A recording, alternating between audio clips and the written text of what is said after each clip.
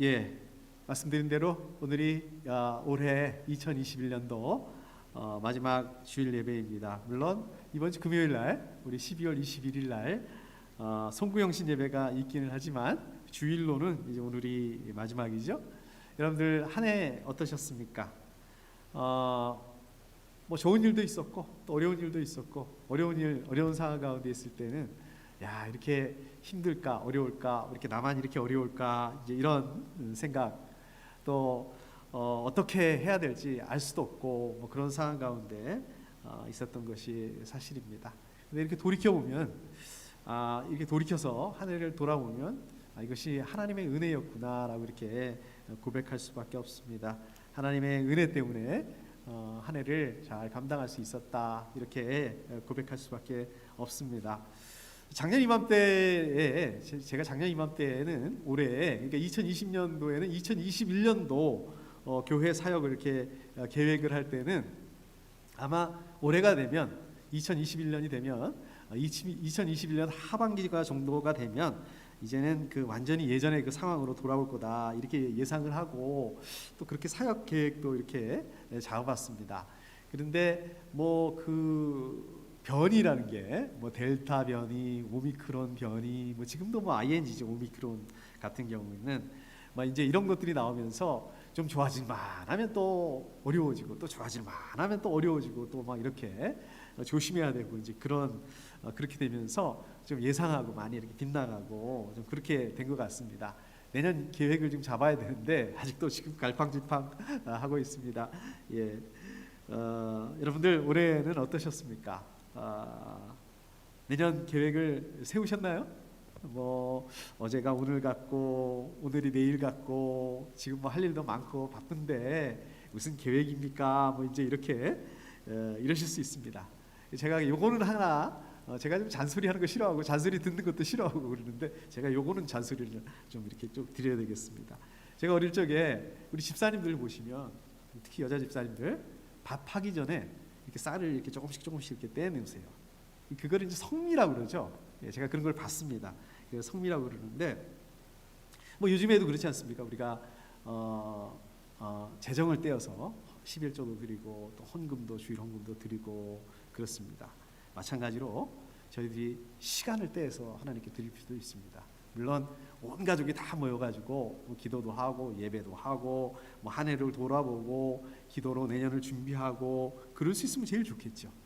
뭐 그런데 그렇지 못한다 할지라도 올해가 이제 한 일주일 정도 남았으니까 뭐 거창하게 아니더라도 그냥 혼자서라도 늘 기도하시면서 하실 그 기도하는 그런 시간이라도 시간을 떼서 올해 어땠는지 참 하나님의 은혜였다 이렇게 좀 돌아보고 기도로 내년을 이렇게 준비하실 수 있기를 축복합니다.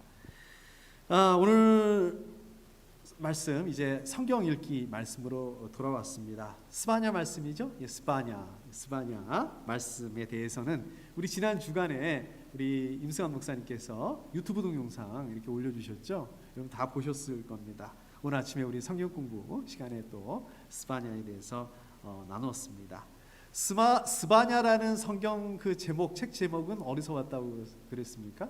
예, 스바냐 선지자, 스바냐 예언자의 이름을 따서 스바냐라고 이렇게 지었죠. 스바냐의 이름은 무슨 뜻입니까? 예, 저기 제가 화면에 넣은 것처럼 주님께서 숨기신다, 보호하신다. 이제 숨긴다는 의미는 보호한다라는 그런 의미를 가지고 있다라고 이렇게 오늘 아침에도 우리 목사님 나눠주셨습니다. 스바냐 선지자, 스바냐 예언자는 남왕국이죠, 그죠? 남왕국 유다 말기 부분에 활동을 하고, 그러니까 그 당시 배경이다라고 이렇게 보면 좋을 것 같습니다. 스바냐가 강조했던 게 뭡니까? 사회에 대해서 특히 종교 지도자들에 대해서 아주 신랄하게 비판을 하죠. 심판이 있을 거다. 하나님의 심판이 반드시 있을 거다 이렇게 예언을 합니다. 또 뿐만 아니라 하나님의 심판을 열방의 나라들 이스라엘 유다뿐만 아니라 다른 모든 나라들도 하나님의 심판을 받게 될 거다. 이제 이런 그 메시지를 선포합니다. 하나님의 심판에 있어서 예외가 있을 수가 없다 강조합니다. 자, 근데 이제 중요한 것은 거기서 끝나지 않는다는 거죠. 거기서 끝나는 게 아니라 하나님께서 다시 회복시키실 것이다. 하나님께서 다시 회복시켜 주실 거다. 그러니까 어떤 회복입니까? 끝까지 이 세상과 타협하지 않고 신앙을 지킨 그 신실한 사람들 하나님께서 격려하실 것이다. 하나님의 심판의 날이 지나고 나면 그 끝까지 타협하지 않고 신앙을 지키고 하나님의 말씀을 붙들고 있는 신실한 사람들 지켜주실 것이다. 하나님께서 보호하실 것이다. 그 사람들은 구원의 기쁨을 노래하게 될 것이다. 그러니까 한마디로 말해서 심판, 하나님의 심판, 회복 내지는 심판, 구원인데 앞부분 그 심판보다는 어떻습니까? 뒷부분에 구원이라고 하는 부분, 뒷부분에 회복이라고 하는 부분, 사실은 이 말을 하고 싶어서 이 부분이 더 이 부분을 강조하고 있지 않는가. 스바냐의 중심 그 메시지가 강조하는 부분이 그렇지 않는가 생각을 합니다. 이러한 스바냐 말씀의 배경을 놓고 이 배경의 연장선상에서 오늘 말씀을 보시는 게 중요합니다. 자, 오늘 말씀 17절 부분 이게 좀 길어서 반을 잘라서 보면 이 앞부분을 보면 주 너의 하나님이 너와 함께 계신다. 구원을 베푸실 전능한 하나님이시다라고 이렇게 얘기를 하고 있습니다. 주 너의 하나님이 이게 잘못 나왔네요. 이게 왜 누가복음이 나오죠? 네. 없어요? 이게 아마 이게 아까 제가 찬양할 때도 보니까 이게 가사도 좀 잘못됐고 이게 좀 잘못 들어간 것 잘못 보내진 것 같은데요. 이게 그러니까 파일이 좀 수정이 좀 안 되고 제가 분명히 수정한 게 기억이 나는데 좀 잘못 간 것 같습니다. 아무튼 죄송합니다. 자, 17절에 보면 주 너의 하나님이 너와 함께 계신다. 구원을 베푸실 전능하신 하나님이다. 이렇게 말씀하고 있습니다. 주 너의 하나님. 목사님 죄송합니다. 거기 보시면 그 파일 관리자 들어가 보시면 제 ANN 방에 생명샘 교회가 보시면 주일 예배 PPT가 있는데 그 맨 아래 보시면 날짜별로 제가 해놨거든요. 거기 보시면 오늘 날짜 거를 한번 열어서 한번 그거를 좀 열어주십시오. 제가 그러면 중간에 없이 이렇게 좀 하다가 지금 제가 잠깐 그 화면을 좀 보여드릴 게 있어서 그렇게 좀 부탁 좀 드리겠습니다. 감사합니다. 죄송합니다. 17절 앞부분으로 다시 돌아가서 17절 앞부분 다시 들어가서 주 너의 하나님이 너와 함께 계신다. 구원을 베푸실 전능하신 하나님이시다. 이렇게 말씀하시죠. 지금 여기서 보시면 전능하신 여기서 보시면 주 너의 하나님 이렇게 시작을 합니다. 주 너의 하나님, 너의 하나님. 하나님 어디 계신 분이십니까? 하나님 어떤 분이십니까? 전능하신 그 천지를 만드신 하나님, 하늘에 계시는 하나님 맞죠? 근데 하나님께서 하늘에 계시는 그 하나님, 그래서 나하고 관계 없으신 그런 하나님, 이스라엘의 하나님, 이스라엘의 하나님만 되시는 그런 하나님, 그게 아니라는 것입니다.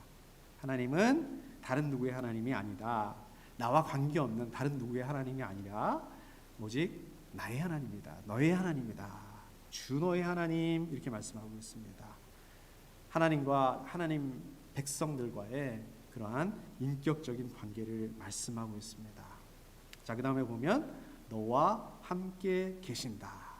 하나님과 하나님의 백성들, 사람들이 그냥 인격적인 관계, 하나님, 하나님의 백성 이런 관계로 있는 것뿐만 아니라 하나님께서 하나님의 백성들 가운데 계신다.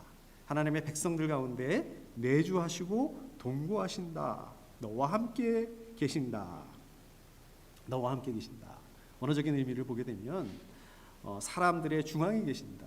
사람들의 심장에 계신다. 사람들의 깊숙한 곳에 계신다. 이런 의미를 가지고 있습니다. 하나님이 하나님의 백성들의 중심에 계신다. 하나님의 백성들의 그 요동치는 고동치는 그런 심장 가운데 계신다. 내면 깊숙한 곳에 계신다. 하나님 그런 분이시다.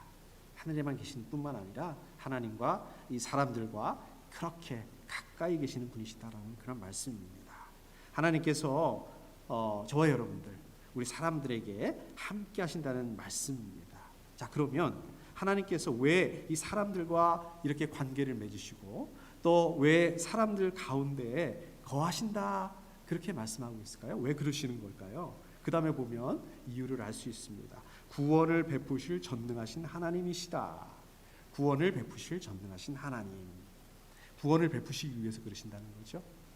그런데 이 구원을 베푸실 전능하신 하나님, 원어적인 의미를 보게 되면 전능하신 하나님, 전능하신 용사 그런 의미를 가지고 있습니다. 그러니까 하나님께서 전능하신 능력을 가지고 백성을 구원하고 승리로 이끄시기 위해서 그래서 함께 하신다. 그러니까 어떻습니까? 우리 하나님의 백성들은 어떠한 어려움 가운데 어떠한 역경 가운데 있더라도 안전할 수밖에 없다. 구원을 얻을 수밖에 없다. 이런 의미를 가지고 있습니다. 자, 그렇기 때문에 사람들과 관계를 맺으시고 사람들과 거하시는 이유, 그것은 사람들을 구원하시기 위함이다. 구원하시기 위해서 그렇게 하시는 것이다. 하나님의 이 은혜가 얼마나 크신지에 대해서 오늘 말씀을 통해서 알 수 있습니다. 여러분, 구원하면 이방 종교에도 구원이 있습니다. 어떻습니까? 이방 종교에서 구원이라는 그거는 어떤 것을 의미할까요? 여러 가지 말로 얘기할 수 있는데 한마디로 말하면 이방 종교에서 구원, 신이 되는 거예요. 신의 경지에 이르는 것입니다. 그러니까 신적인 깨달음에 이르러서 신적인 완전함을 갖추는 것, 이게 이 구원입니다. 그러니까 이방 종교에서 구원은 어떻습니까? 죄인들, 악인들, 허물로 가득한 사람들, 그런 사람들은 구원의 경지에 이를 수가 없습니다. 신도 어떻습니까? 이 죄 많은 이 세상 사람들이 사는 그것과는 이렇게 거리를 두고 저 멀리 이렇게 떨어져 있을 수밖에 없습니다. 신이 거리를 두고 존재할 수밖에 없습니다. 그런데 성경은 어떻습니까? 정반대로 말씀하시죠. 구원이 어떻습니까? 사람들이 하나님께 이르러서 구원을 받는 게 아니에요. 반대로 하나님께서 사람들에게 오셔서 구원을 하신다라고 말씀하고 있습니다. 하나님께서 하늘 위에 계시면서 자, 여기까지 올라와 봐. 이 정도까지 돼야지 구원을 받을 수 있어. 이렇게 말씀하시는 게 아니에요. 반대로 하나님께서 사람들에게 오셔서 사람들과 함께 하시고 그 사람들을 하나님의 전능하신 능력으로 구원하신다라고 말씀하고 있습니다. 우리 출애굽기에 보면 어떻습니까? 이스라엘 사람들이 이집트 사람들에게 핍박을 받습니다. 압제를 받습니다. 고통스러워합니다. 이스라엘 사람들이 부르짖습니다. 하나님께 부르짖습니다. 하나님 뭐라고 말씀하세요? 고통스러워하는 걸 보셨고 부르짖음을 들으셨다라고 말씀하세요. 출애굽기 3장 18절, 3장 8절. 이제 제대로 나오네요. 제가 한번 읽어보겠습니다. 이제 내가 내려가서 이집트 사람의 손아귀에서 그들을 구하여 내려가겠다. 내가 직접 가겠다. 고통받는 이스라엘 사람들에게 직접 가서 거기에 거하면서 구원을 이루겠다라고 말씀하고 있습니다. 하나님 그 권능과 위엄을 드러내시고 이스라엘 사람들을 친히 인도하십니다. 이스라엘 사람들이 이집트에서 나와서 광야에 머물 때 어떻게 하세요? 이스라엘 사람들에게 임재하십니다. 그러면서 불기둥, 구름기둥으로 인도하십니다. 출애굽기 13장 21절에 보면 이렇게 말씀하시죠. 주님께서는 그들이 밤낮으로 행군할 수 있도록 낮에는 구름기둥으로 앞서가시며 길을 인도하시고 밤에는 불기둥으로 앞길을 비추어 주셨고 이렇게 말씀하고 있습니다. 하나님이 이런 분이시다라고 말씀하고 있습니다. 우리 예수님은 또 어떻습니까? 예수님은 어떤 분이세요? 하나님 자체, 하나님 자신이십니다. 그런데 이 세상을 구원하시기 위해서 이 세상에 오셨습니다. 직접 오셨어요. 우리도 싫어해요. 문둥병자, 우리도 만나기 싫어하잖아요. 만지기 좀 꺼려 하잖아요. 찾아가시고 문둥병자와 창기와 세리와 죄인들 먼저 다가가시고 복음을 나눠주시고 사랑을 나눠주셨습니다. 구원에 이르도록 하셨습니다. 십자가에 고난받으시고 죽으셨습니다. 죄와 수치와 저주에서 우리 사람들을 구원하셨습니다. 저 여러분들 포함해서 우리 사람들은 어떻습니까? 스스로 구원을 받을 수가 없습니다. 스스로 구원에 이를 수가 없습니다. 우리 사람들이 스스로 온전해지거나 스스로 의롭게 될 수가 없습니다. 저 여러분들이 할 수 있는 게 없어요. 많지 않습니다. 거의 없습니다. 자, 그렇지만 그러한 저와 여러분들이 소망을 가질 이유, 저와 여러분들이 소망을 가져야 되는 것, 그것은 하나님께서 우리 하나님이 되시고 저 여러분들이 하나님이 되시고 저 여러분들과 함께 하신다. 이것이 우리 가운데 소망이라는 말씀입니다. 17절 뒷부분입니다. 너를 보고서 기뻐하고 반기시고 너를 사랑으로 새롭게 해주시고 너를 보고서 노래하며 기뻐하실 것이다. 자, 이렇게 말씀하시죠. 저는 이 성경을 세번역을 보통 좋아하는데 이 부분은 세번역보다는 이 세번역이 제대로 좀 표현을 잘 못하는 것 같아요. 이 부분은 개역개정, 옛날에 보던 번역이 훨씬 좋은 것 같습니다. 제가 그래서 개역개정으로 다시 한번 읽어보겠습니다. 그가 너로 인하여 기쁨을 이기지 못하시며 너를 잠잠히 사랑하시며 너로 말미암아 즐거이 부르며 기뻐하시리라 하리라. 아멘. 이렇게 되어 있습니다. 자, 어떻게 되어 있습니까? 세 부분으로 나눠져 있죠. 첫 번째 어떤 부분입니까? 하나님께서 너 때문에 기쁨을 이기지 못하실 것이다. 그리고 뭐라고 말씀하십니까? 하나님께서 너를 잠잠히 사랑하신다. 마지막으로 하나님께서 너 때문에 기뻐하실 것이다. 세 부분입니다. 근데 이 세 부분이 사실은 같은 걸 얘기하고 있는 거죠. 같은 말씀이죠. 같은 개념이죠. 왜 이렇게 세 번의 말씀을 했을까요? 강조하는 거예요. 진짜 기뻐하시고 너 때문에 진짜 기뻐하시고 너 때문에 진짜 즐거워하시고 이걸 강조하고 있는 것입니다. 자, 뭐를 말씀하시는 걸까요? 어떻게 되는 걸까요? 제가 스바냐 배경에서 그랬죠? 심판이 있을 것이다. 그 전에는 어땠습니까? 하나님의 분노와 하나님의 진노의 대상이었습니다. 그런데 이제가 언제 하나님 용서를 받고 거룩하게 된 다음에는 하나님의 용서를 받고 거룩하게 되다 보니 이제는 분노의 대상이 아니고 진노의 대상이 아니고 사랑의 대상이다. 기쁨의 대상이 됐다라고 말씀하고 있습니다. 너를 사랑으로 새롭게 해주시고 개역기적으로 너를 잠잠히 사랑하시며 무슨 말씀일까요? 조용히 차분하게 사랑을 베풀어 주신다.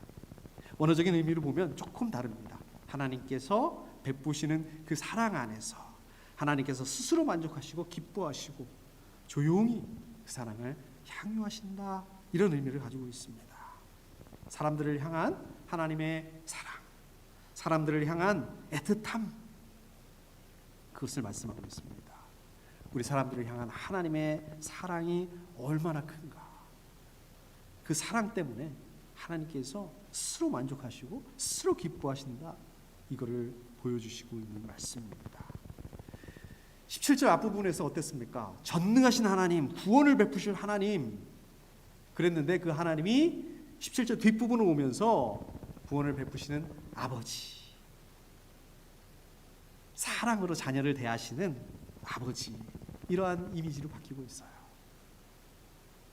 첫 번째 부분, 그가 너로 인하여 기쁨을 이기지 못하시며 너를 기뻐하실 것이다. 마지막 부분, 너로 말미암아 즐거이 부르며 기뻐하시리라. 너 때문에 크게 기뻐하실 것이다. 하나님께서 하나님의 백성들을 기뻐하신다. 결국 이 말씀은 하나님의 백성들에 대해서 하나님의 사랑이 어떠하신가, 하나님의 사랑이 얼마나 깊고 얼마나 넓으신가. 하나님께서 이스라엘을 심판하실 거 맞습니다. 심판을 통해서 거룩하게 하시고 심판을 통해서 성화하시고 맞습니다. 하나님 심판하시면 그 심판 때문에 이스라엘 사람들이 힘들고 어려운 시간을 가질 수밖에 없게 될 거지만 그럼에도 불구하고 하나님께서 이스라엘 사람들에 대해서 가지고 계시는 이 하나님의 진짜 마음은 뭐예요? 심판으로 다 망해서 없애버리고 망하게 하고 그게 아니라는 것입니다. 하나님의 진짜 속마음은 바로 이 말씀입니다. 제가 다시 한번 읽어볼까요? 그가 너로 인하여 너로 말미암아 기쁨을 이기지 못하시며 너를 잠잠히 사랑하시며 너로 말미암아 즐거이 부르며 기뻐하시리라. 이게 속마음이라는 말씀입니다. 이게 하나님께서 이스라엘 사람들을 구원하시고 그 다음에 회복하시고 그 다음에 어떻게 하실지 그것을 말씀하고 있는 말씀입니다. 하나님께서 사람들을 구원하신 것, 그것은 왜 구원하셨다고요? 바로 사람들을 기뻐하셨기 때문에 하나님의 백성들을 사랑하셨기 때문에 구원하셨다. 기쁨을 이기지 못하시고 잠잠히 사랑하신 그 사랑으로 사람들을 구원하신 거다. 마찬가지 아닙니까? 하나님 저와 여러분들을 얼마나 사랑하시는지, 얼마나 소중히 여기시는지 오늘 말씀을 통해서 저희들이 알 수 있습니다. 어제 성탄절이었죠?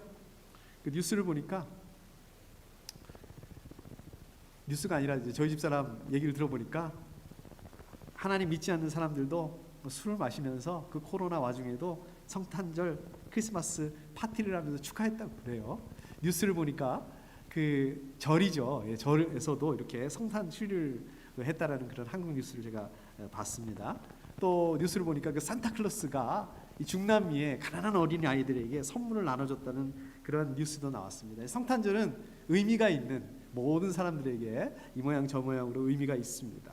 자, 그렇지만 성탄절은 어떤 의미를 갖습니까? 여러분 잘 아시는 것처럼 예수님 왜 오셨습니까? 이 세상 가운데 왜 오셨습니까? 가장 큰 이유는 저 여러분들의 죄와 허물을 사주시기 위해서, 십자가에 죽으시기 위해서 오셨습니다. 그거예요. 근데 그 십자가를 뭐 억지로 그냥 마지못해서, 그게 아니라 오늘 말씀 보니까 어떻다고요? 사랑하시기 때문에, 기뻐하시기 때문에, 그래서 저와 여러분들을 구원하기 위해서 기쁨으로 작정하시고 즐거움으로 그렇게 하셨다고 말씀하고 있는 것입니다. 중요한 것은 다른 어떤 이유보다 저와 여러분들을 향한 그 사랑과 기쁨 때문에 그렇게 하셨다.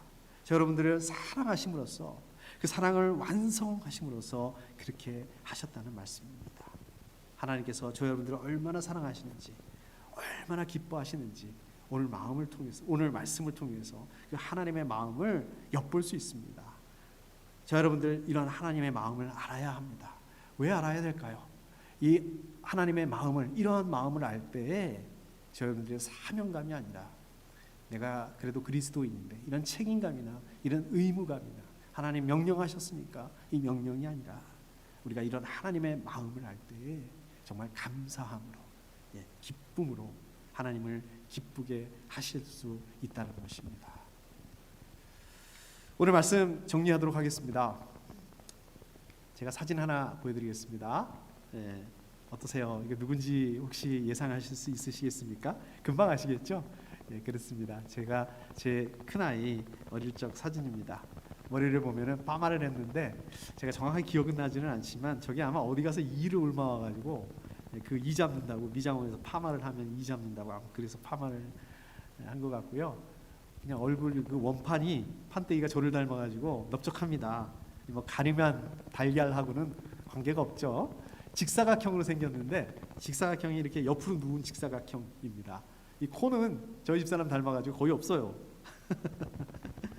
이빨도 보면은 3개밖에 나지 않았는데 중간에 그냥 듬성듬성합니다. 옷도 내복을 입었죠? 옷도 그냥 내복을 입고, 저게 웃는 게요, 자연스럽게 웃는 것 같지만 사실은 아마 저게 이렇게 짜증내고 있다가 저희 집사람이 사진 찍어주니까 웃어 이제 이래가지고 아마 억지로 이렇게 연출을 하고 있는 것 같습니다. 여러분 객관적으로 보면 어떻습니까? 못난이죠, 못난이에요. 여러분 옛날에 그 못난이 삼형제, 삼자매 그 인형 저거 기억나시나요? 저거만큼 제가 보기에는 못났어요.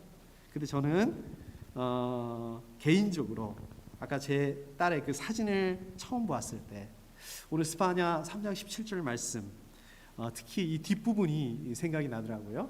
그가 너로 인하여 기쁨을 이기지 못하시며 너를 잠잠히 사랑하시며 너로 말미암아 즐거이 부르며 기뻐하시리라. 이 말씀이 그 뜻이구나. 이게 확 와닿더라고요. 그전에는 그랬습니다. 도대체 이게 기쁨을 이기지 못한다, 이게 무슨 말일까? 이게 무슨 뜻일까? 얼마나 기쁘면 기쁨을 이기지 못한다라고 이렇게 얘기를 할 수 있을까? 사실 그 마음을 이해할 수가 없었습니다. 그 말씀을 이해할 수가 없었어요. 또 그런 경험을 제가 해본 적이 한 번도 없었습니다. 그런데 제 딸의 저 못난이 저 사진을 보는 순간에 이게 그 말씀이구나 확 와닿더라고요. 저 여러분들 2021년 한 해를 돌아보면 아까도 말씀드렸던 것처럼 작년에는 정말 그랬어요. 올해가 되면 이제 팬데믹도 다 끝나고 완전히 팬데믹 이전으로 돌아오겠구나. 최소한 하반기에는 그렇게 되겠구나.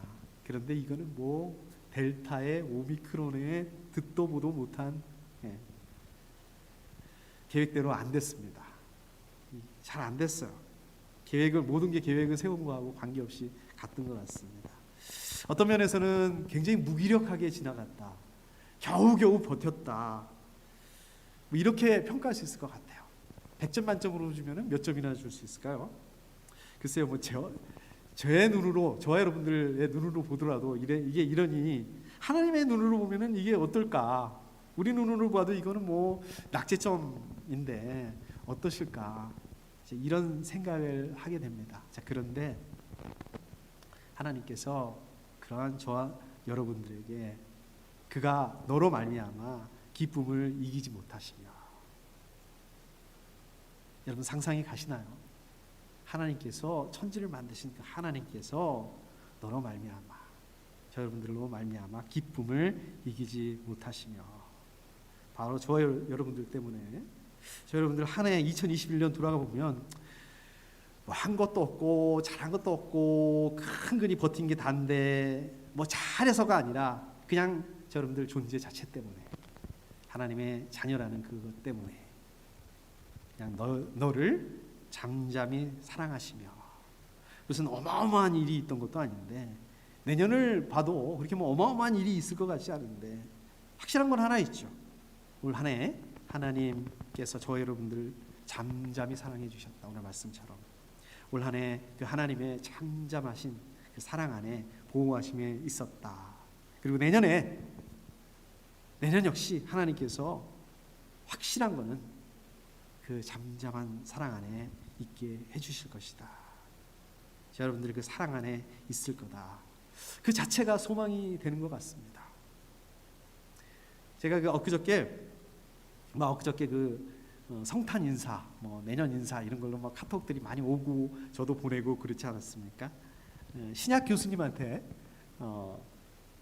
그 카톡을 하나 받았어요. 한 해를, 제목이 그겁니다. 한 해를 보내면서 감사 10가지 제목 보냈어요. 제가 제목을 보면서 야, 이거 신약 교수님인데 얼마나 또 이렇게 거창하고 신학적인 그런 내용을 가지고 있을까, 이제 그거를 예상하면서 딱 열어봤습니다. 제가 여러분들하고 꼭 나누고 싶습니다. 1번, 이 땅에 오신 그리스도로 인해서 감사합니다.